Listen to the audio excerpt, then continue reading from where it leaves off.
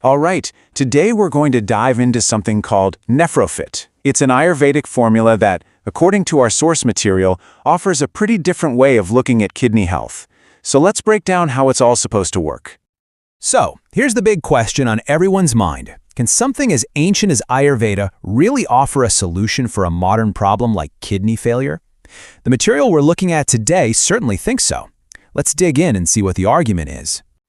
First up, we're going to pull back the curtain on the key ingredients and the whole philosophy behind this approach. You'll see it's not just a single magic bullet, it's a whole process that aims to get to the real root of the problem.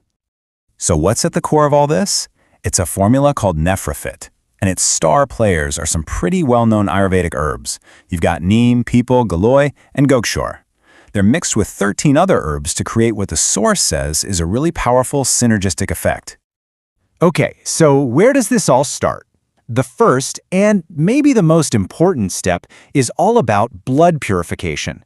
The thinking here is actually pretty simple. If you can clean the blood, you take a massive load off the kidneys. That gives them the breathing room they need to start healing. And to get that done, the formula calls in three big guns, or three hero herbs, you could say. Let's take a closer look at what each one brings to the table. First on the scene is Neem. It's described as a natural antibiotic, sure, but its real job here is to be a powerful detoxifier.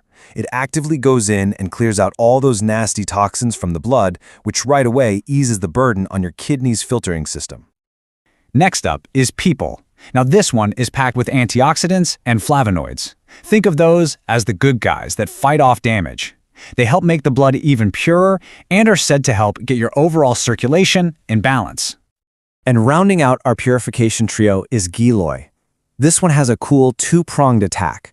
First, it helps strengthen your immune system. And second, it actually helps your body get rid of harmful waste products like ammonia and urea. So with these three working together, the body is prepped and ready for the next stage.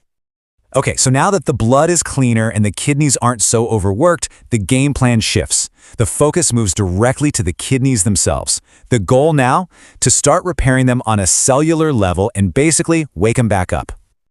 Now, to really get what's happening next, we've got to talk about something called GFR.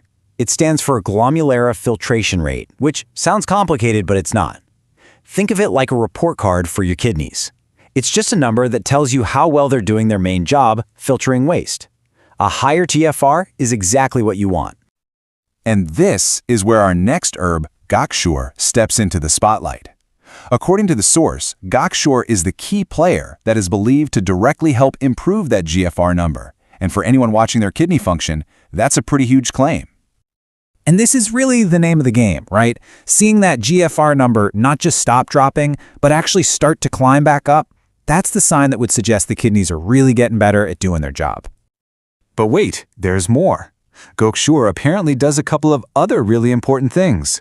It acts as a diuretic, which just means it helps you produce more urine to flush out all those toxins. Plus, it has these natural compounds in it that are believed to help calm down inflammation in the kidneys. So let's zoom out and look at the big picture here. You're cleaning the blood, you're reducing inflammation. What's the end result?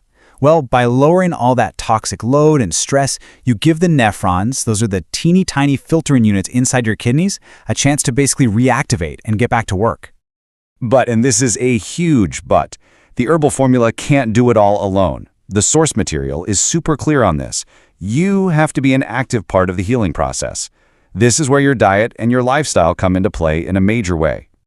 So let's look at the do's and don'ts. On the yes list, you've got things that are easy on your system. Light, digestible foods, things like watermelon, gourd, and coconut water. But the avoid list is just as critical. You got to steer clear of high salt and sugar, red meat, and even some veggies like tomatoes and spinach that can be tricky for struggling kidneys. And it's not just about what's on your plate. The source also recommends a low-protein diet to give the kidneys even more of a break.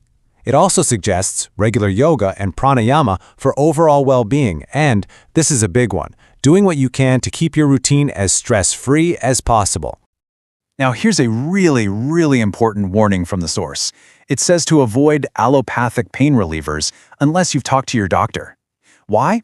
Because a lot of them can be really harsh on the kidneys and might actually work against the healing process. Definitely something to keep in mind. So when you put all these pieces together, the herbs, the diet, the lifestyle, it's pretty clear we're not just talking about a pill.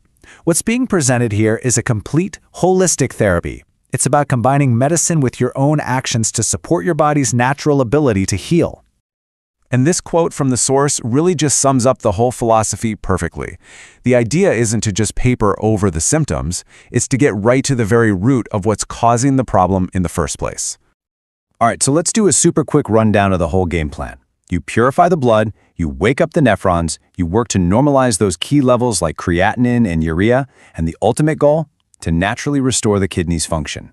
It's a full circle, step-by-step approach. And that really brings us to the